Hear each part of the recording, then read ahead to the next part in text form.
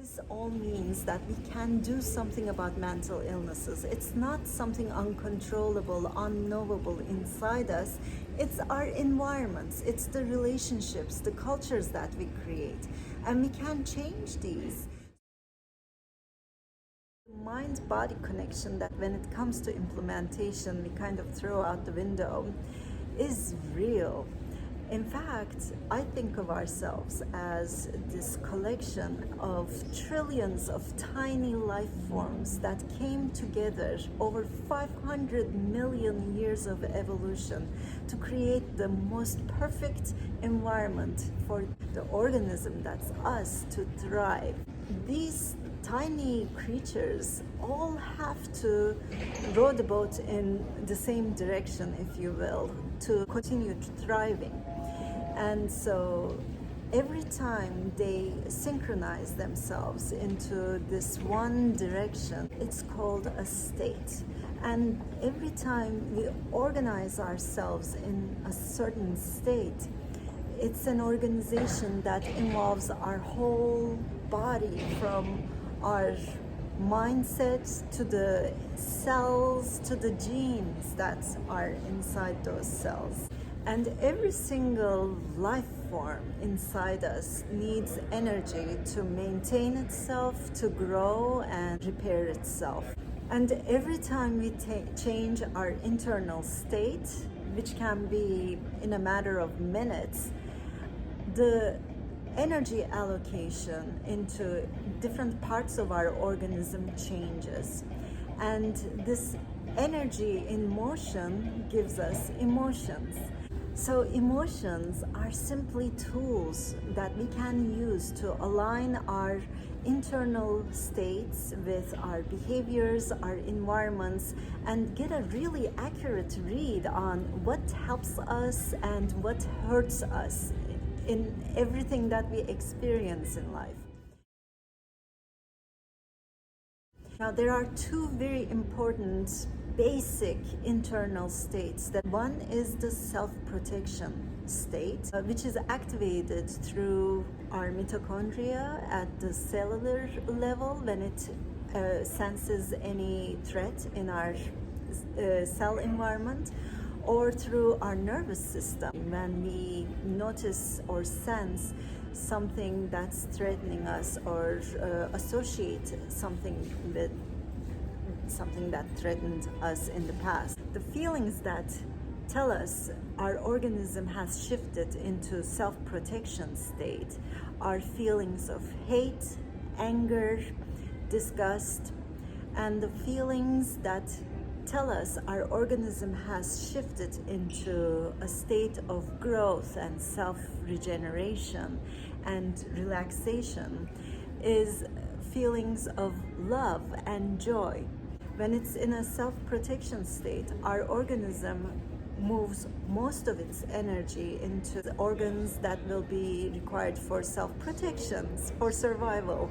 So we don't really spend energy in cell maintenance, regeneration, and we age faster. Parts of our brain actually stops getting the necessary blood flow, the energy it needs to work. The part of the brain that uses most energy is the frontal lobe, that does the executive functions, which is all about impulse control, long-term thinking, planning.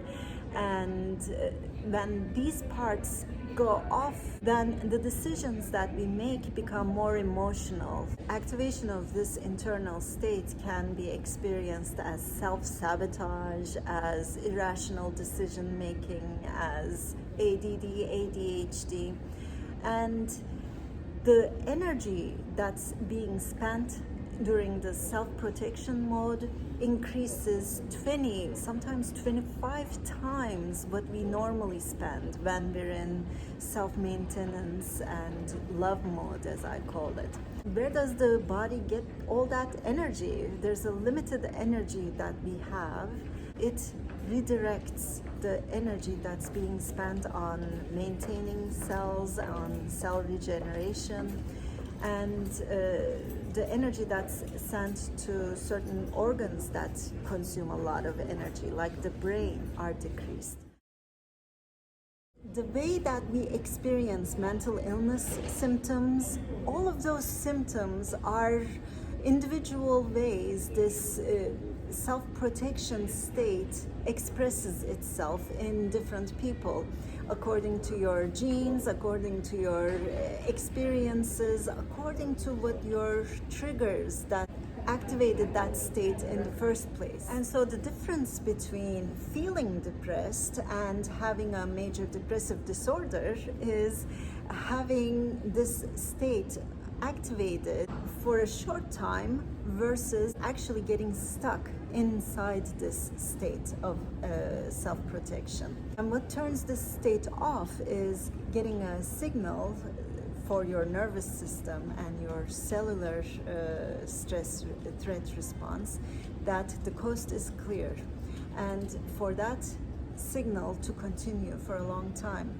Now here is the problem. Here is why we live with mental illnesses all our lives. That threat response is always getting triggered from one source or another. We have our relationships that are transactional, very competitive, and so that creates a sense of threat. Am I good enough? Am I safe here? Our environments are polluted. Our air, the water we drink, the food we eat, are triggering our cellular threat response, and that activates this whole mechanism.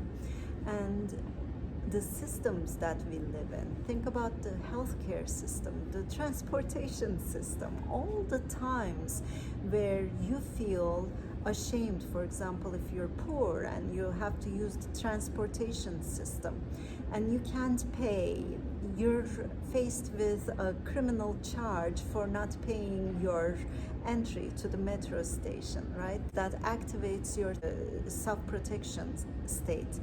If you're wealthy but you have to deal with people backstabbing each other around you, and you yourself feel threatened to lose everything that you have and become homeless, hungry, we all have those fears deep inside us, and that fear itself is activating the self-protection state in our organism. So that's the real reason why we live with mental illnesses all our lives.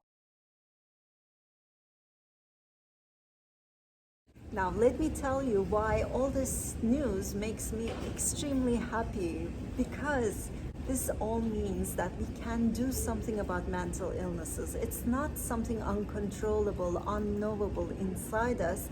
It's our environments, it's the relationships, the cultures that we create. And we can change these so that we are living lives that are more aligned with our neurobiological needs, that will actually turn off the activation of this self-protection state rather than activate it all the time. And this can take time. It requires us to change basically everything that we have around us, from the way that we entertain ourselves to the way that we build cities, the products that we use. But isn't that great all by itself? That means so much new work, design work, a new world to create for us, and opportunities to learn, to develop, to make life easier, better for us and for our children. And it's all within reach. In any relationship, from dating to working together, we really want that perfect fit to come across us and to pick that person, and the moment that we have some problems, some friction, we just let that relationship go. And that's because I believe of the lack of energy that we all have, that sense of boundaries. I have no power over your well-being thinking, where in fact our neurobiology tells us that we're so connected that even being present with each other, just being there and hearing what the person is going through is enough of healing for that person to turn off this self-protection state and be able to think more clearly and find more creative solutions to that particular problem.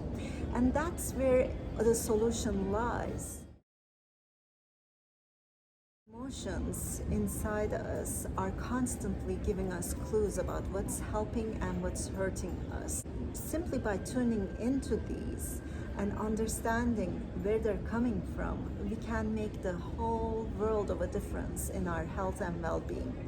The second takeaway is mental illnesses happen because of the environments that we create for ourselves. Removing the triggers that activate these self-protection mechanisms in the first place, we can get rid of mental illnesses, at least theoretically. It needs to be researched. And finally, instead of saying, not my problem, being solution focused and tackling each other's problems together with empathy and compassion and patience can make the world of difference in our health and well-being. We actually have power over our own health and well-being and the health and well-being of others.